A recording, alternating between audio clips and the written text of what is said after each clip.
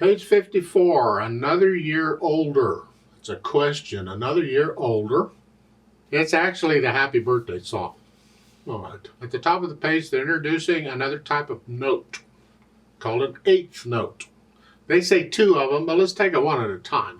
If you have a single eighth note, it just has a flag. It looks like that. That's for 1/8 note.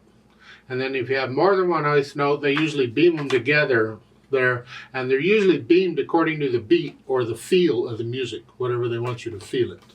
And here they're doing it like 2/8 notes at a time, because 2/8 notes equal a quarter note, and a quarter note usually equals a beat. In 3/4 time it does.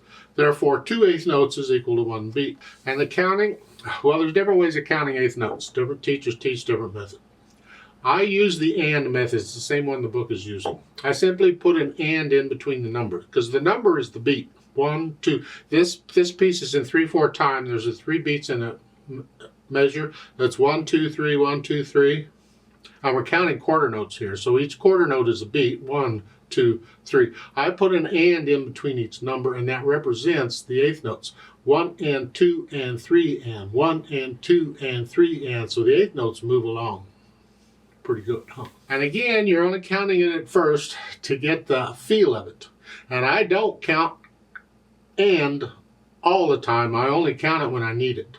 It's like in this piece at the bottom, they're showing you the counting for the pickup measure and the first full measure.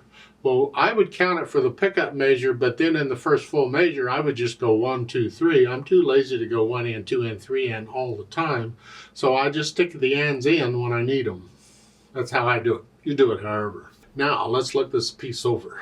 It's 2 lines long. Treble and bass clef, 3/4 time. It does have a pickup beat. Now we got eighth notes and quarter notes and half notes. We have a fermata in the second line. We'll deal with that later. And I'm going to take both hands at the same time because it's just one hand to the other playing. So the left hand starts here. And the right hand starts here. We're still in middle C position. And it's 3 and 1. Because the pickup. 3 and 1, 2, 3, 1 and 2 and 3 and 1. Get the idea? That's how eighth notes work. That's as complicated as it gets, more or less. Anyway, you go through and get the notes and the rhythms okay. And once you're satisfied with it, then you can try in this phrasing. Just lift up. It's like taking a breath. Lift up. Lift up.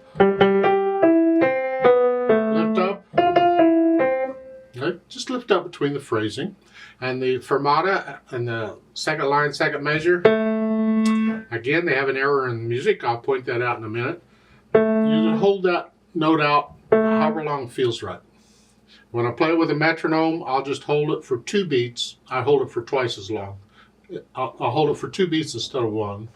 So it's hold, but when you're playing it, you feel it. And the error is, if you have a fermata in one staff, you need a fermata in the other.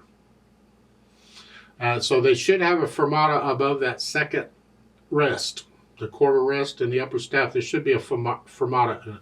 I mean, it doesn't affect how we play it. We're going to play it correctly anyway. It's just technically it should be there. As far as the dynamics go, it's all one moderately loud.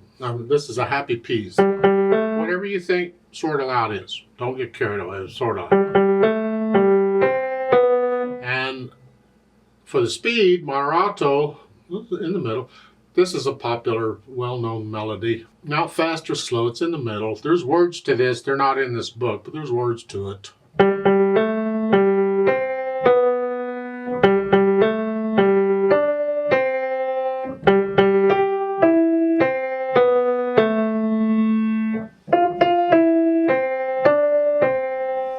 Let's play it together slowly to double check the notes and the rhythms. I give us 2 counts because we come in on beat 3. And I'll hold the fermata note 2 counts instead of 1. So I'm going to go ready and go and then we go. Because those are eighth notes. Ready and go and boom, boom. And you bum, bum with me. Ready and go and. 1 and 2 and. and to end.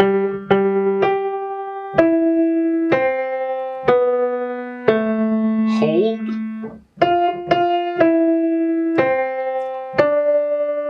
And to and off.